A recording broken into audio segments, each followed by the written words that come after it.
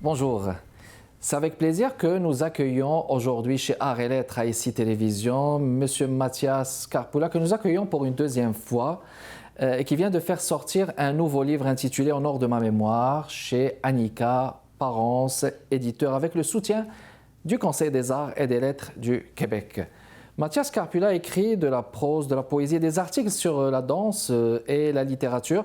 Parmi ses œuvres, on cite le roman Errance de chez Annika Parence, éditeur, paru en 2020. Il a co-dirigé avec Sophie-Anne Landry l'œuvre collective Épiderme, tête première 2021. Il est titulaire d'un doctorat en art, spécialité danse.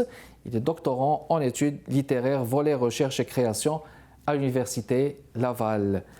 Ses recherches sont soutenues par les fonds de recherche du Québec, Société et Culture, et il organise aussi des ateliers corporels d'écriture et collabore à la création de spectacles littéraires. Dans plusieurs de ses œuvres, Mathias Carpula questionne le corps comme entité de rencontre et de conflit entre les individus et entre les groupes. En 2021, il est lauréat de la résidence Québec Nouvelle-Aquitaine à Maison de la littérature et il est aussi administrateur du Centre québécois du PEN international.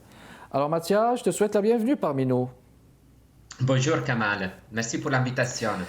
Je t'en prie, on va dire re-bienvenue parmi nous, donc pour parler encore une fois de ce recueil qu'on vous voyez ici, un format et une couleur très originale chez Annika Parence, éditeur En or de ma mémoire.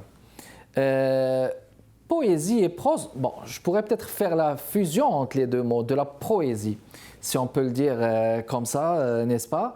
Pourquoi justement un recueil de poésie et prose, Mathias?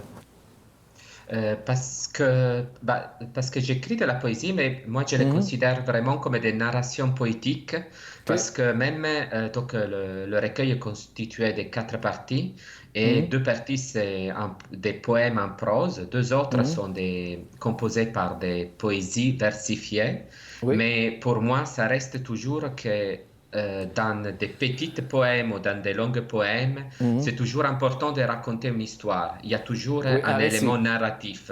Mhm. Donc il y a toujours un récit, d'ailleurs c'est remarquable, d'ailleurs on va en parler justement. Mais on commence par un titre, le titre il y a un titre, le titre d'un chapitre on va dire, c'est Résistance. Alors une dédicace dans Rebours au poète palestinien Mahmoud Darwish. Puis, dans la partie Les 100 pas, une dédicace aussi à Pepito Impastato. Est-ce que c'est bien lui, là, la personne qui écrivait, là, qui combattait la mafia, je pense, qui avait comme nom Giuseppe Impastato, c'est bien ça, Mathia? Tout à fait, tout à C'est fait. bien lui.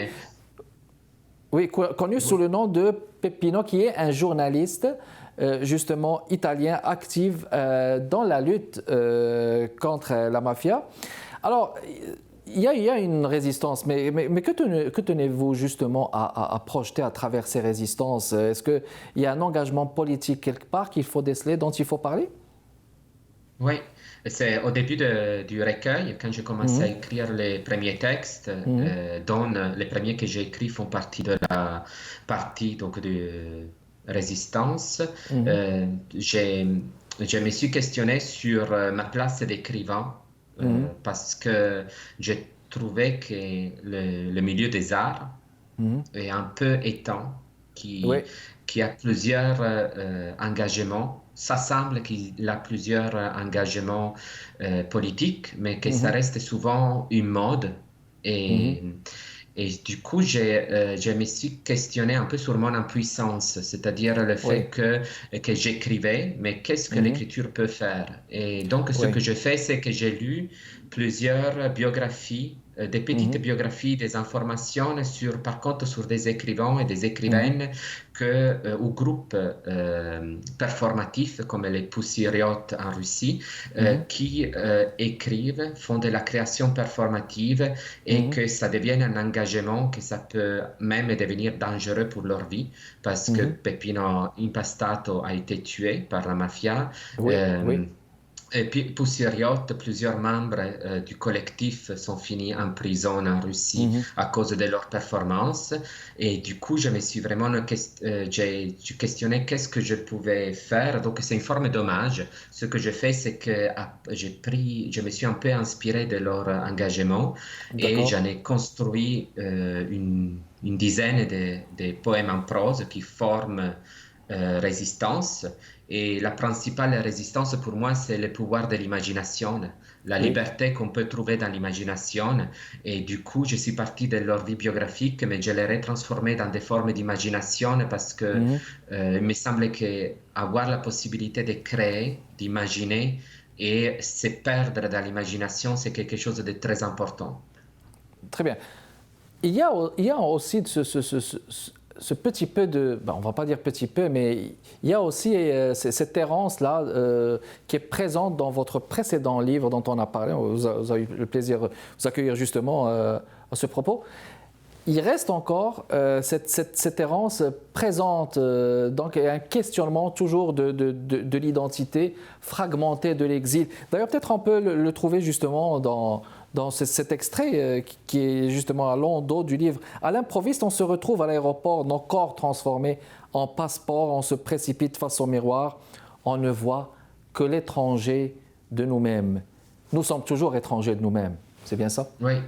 Oui, donc déjà, je suis très intéressé par la notion d'étranger Mhm, parce que dans les flux mhm, migratoires, on essaie toujours d'identifier les personnes par leur nationalité et dire et de voir les étrangers comme une non-chose, quelque chose que ce n'est pas. oui, Mais de mon point de vue, on est tous étrangers, comme ce que tu viens de dire aussi, oui. Mhm. parce que si on regarde dans l'évolution un peu des sociétés, Mhm, tout a été reconstruit, réidentifié tellement de fois et mhm, toute personne peut avoir sur plusieurs générations des origines multiculturelles. Du coup, mhm, ça me semble que c'est relatif, c'est une définition et une réduction politique, mhm, le rapport euh, à l'identité et que par mhm. contre, chacun et chacune de nous, on est des étrangers dans le sens qu'on peut ressentir même la différence La dans une différence. communauté. Même Mhm, si on est dans une communauté, à un moment à l'autre, on peut se sentir rejeté, on se sent comme étranger, mais de l'autre côté, peut-être si on se considérait tous et toutes comme étrangers, on mhm. ferait un peu chuter les masques des Très identités. bien. Très bien, parfait. Alors, on va faire une pause et on revient pour continuer la discussion avec nous. Notre invité d'aujourd'hui, Mathias Carpula, restez avec nous, mesdames et messieurs.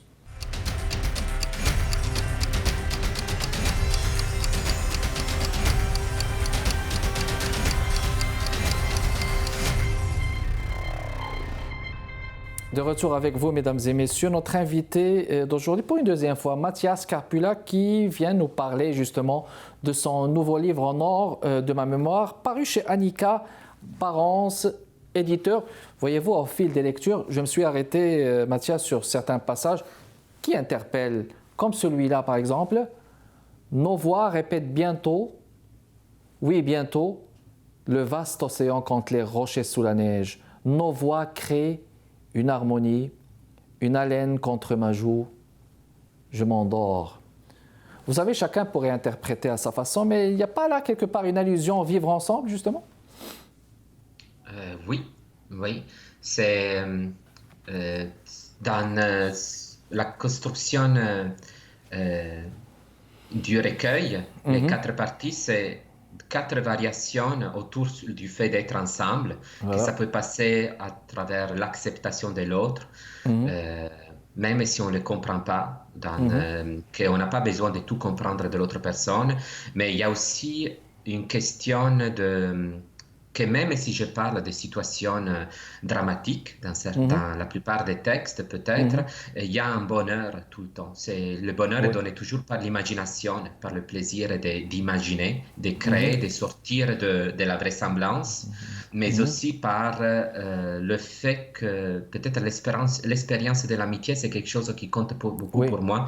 Mhm. Et il y a toujours des groupes d'une histoire à l'autre, dans chaque petite courte histoire, et il y a comme un jeu, un plaisir d'être ensemble qui s'est construit d'un poème à l'autre. Très bien.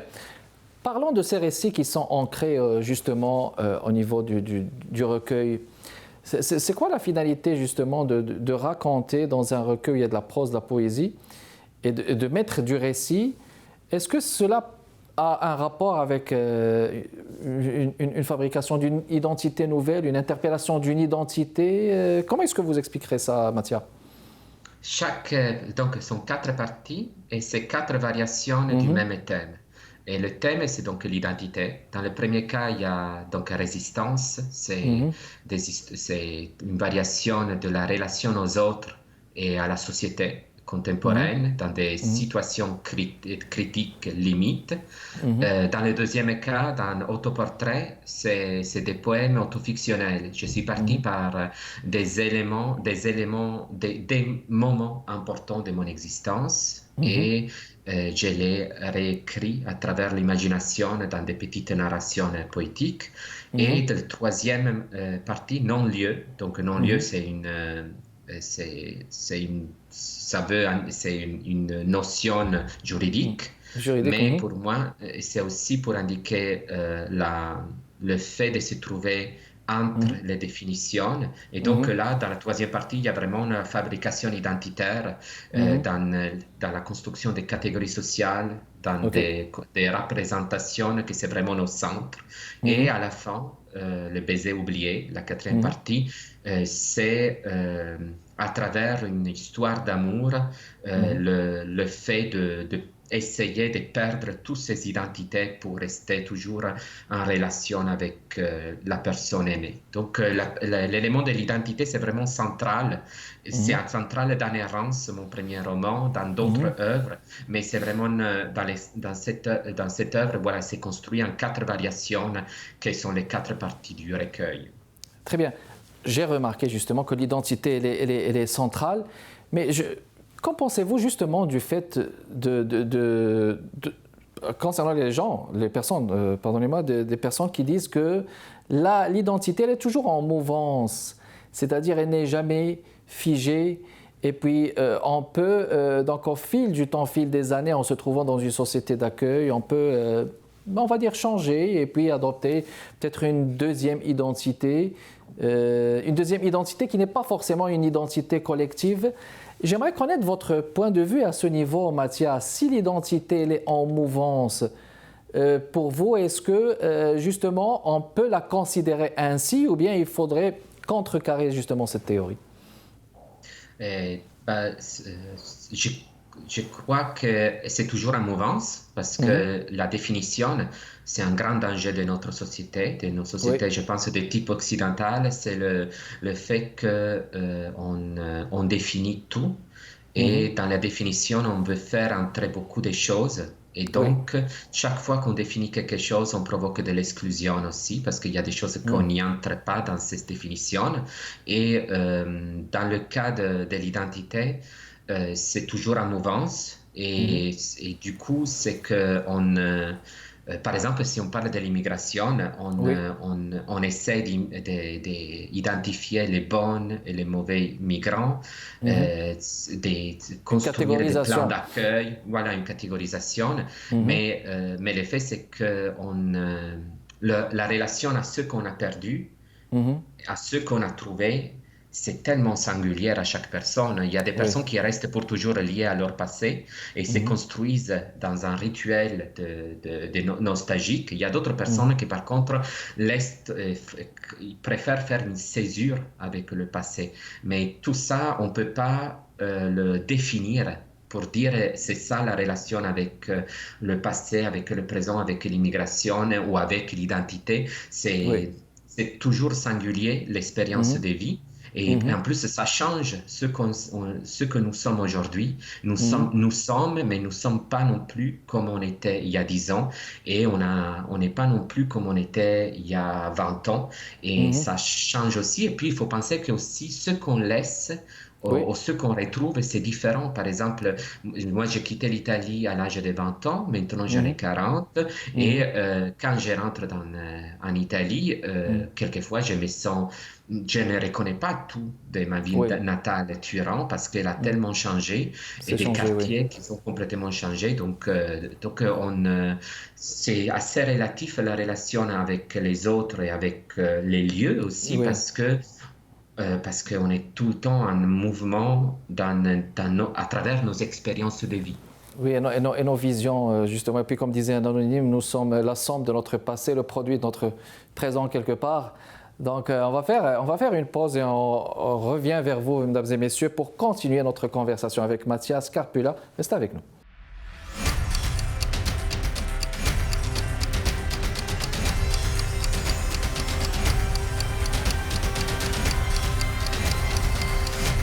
De retour avec vous, mesdames et messieurs. On continue notre discussion sur ce livre, Au nord de ma mémoire, chez Annika Parence, éditeur, publié en 2021, avec notre invité, l'auteur et poète Mathias Carpula. Je te propose, si tu veux bien, donc un extrait pour nous mettre au parfum de ce recueil. Un extrait donc, de Au nord de ma mémoire avec Mathias D'accord. Carpula, mesdames et messieurs. Je vais lire deux poèmes de la deuxième partie Mhm. de Autoportrait. Donc, premier Oui. poème. Mhm. Sur une carte du monde dans ma tête, je tente de visualiser les mots de cet homme qui vend des légumes au marché sans sauveur. Ne pouvant pas répondre, je m'enfuis. Ils me retiennent par le bras, m'offrent une tortue en bois. Comme cette autre fois à Chocolat Favori, la femme prononce des mots incompréhensibles. L'insulte rend mieux dans la langue maternelle. Je la comprends et je prends sa défense contre le client. Elle m'offre une crème géante glacée. J'ai rempli ma demande de citoyenneté. Je n'oublie pas la dame colérique, perdue dans sa propre langue française, bégayant seule près de la rivière Saint-Charles. Je m'arrête pour l'écouter. Elle m'offre sans me boire des fleurs, arrachées, malmenées, avec lesquelles j'ai rempli mes formulaires, comme avec ma tortue et ma crème glacée. Deuxième poème. John Dunbar se rase, se déshabille de son uniforme, oublie la langue anglaise, apprend une autre forme de mariage. Il pratique la transformation, mais le passé le hante. Les soldats nordistes lui enlèvent ses rêves. Une communauté choisie. Il tue son ami loup. En fuite avec sa femme, il ne lui reste que le cri lointain d'un ami humain. Dans ma tête, une musique pop italienne me distrait. Je me tourne vers le public dans la salle, une chercheuse néerlandaise, un plombier kurde, un docteur burkinabé, une enseignante portugaise, une dentiste russe, un conseiller bancaire camerounais, une jardinière turque, une avocate argentine, un ébéniste marocain, un correcteur croate, un musicien sud-africain, au chaud dans un cinéma assiégé par une tempête. On regarde Kevin Costner avec espoir. Magnifique. C'est des récits de vie dans un cadre de diversité. Oui, tout à fait. Oui, c'est ça. C'est aussi un peu ce que j'ai rencontré en arrivant au Québec. C'est aussi, Mhm. j'aime beaucoup la multiculturalité. J'habite à Oui. Québec. Peut-être Mhm. elle est plus visible, toute la multiculturalité à Montréal. Mais même à Québec, on rencontre tout le temps des personnes qui sont des immigrants de première, de deuxième génération. Et Mhm. c'est vraiment cette richesse qui est vraiment là à Pau, qu'on partage avec les gens, que Mhm. j'aime, et qui me semble aussi que construit progressivement aussi la culture actuelle de la société à Québec, dans la ville de Québec. Excellent. Puis c'est très enrichissant. On arrive à la fin, justement, à la page 117, avec un choix, avec une finalité vers le choix du lieu de la mort. Je vous cite ceci. Au début de la fin du monde, je rentre à Turin, je choisis le lieu de ma mort. On se regarde sans se reconnaître, on nous a enlevé notre mémoire. On doit vivre au présent pour ne pas souffrir et pour construire. Mon père a un crâne en acier, le corps de ma belle-sœur est branché à une petite voiture et ma mère est devenue un ordinateur. Les survivants sont tous ensemble. On se tiendra compagnie en continuant à construire. Alors pourquoi justement je trouve ça fascinant de dire, je choisis le lieu de ma mort. Puis je fais le lien justement avec ce qu'on disait justement sur l'identité en mouvant. C'est singulier, hein, n'est-ce pas? Pourquoi ce choix du lieu de la mort? C'est très fictionnel, n'est-ce pas? Oui, c'est Le baiser oublié, la quatrième partie. Voilà. C'est un seul poème en prose Mhm, d'une dizaine de pages qui, qui narre une histoire d'amour dans un univers dystopique. mhm, Et je l'ai écrit pendant une résidence d'écriture de 3 jours au musée, au musée international du cinéma de Turin. mhm, Et donc, pendant 3 jours, je me suis baladé dans ce musée qui mhm, recueille plusieurs outils, objets, pellicules du cinéma. Et progressivement, c'est construit toute une mémoire, l'importance de la mémoire, positive ou mhm, négative. La mémoire, c'est tous nos souvenirs, c'est tout ce que mhm, c'est important pour nous pour nous ancrer dans le passé, mais ça peut être mhm. la mémoire, ça peut être aussi toujours des récits historiques imposés. Oui. Et de cela, j'ai imaginé que dans un passé dystopique, quelqu'un retourne chez lui. Dans ce cas, c'est à Turin, dans la Mhm, ville où j'étais à ce moment-là, et c'est ma ville natale. Et vu qu'on est dans une société un peu en explosion, c'est aussi le dernier lieu où il va vivre, donc le lieu de sa mort. Mais en même temps, il veut récupérer le souvenir d'un baiser mhm, au musée du cinéma qui est devenu par contre des archives de la mémoire. mhm.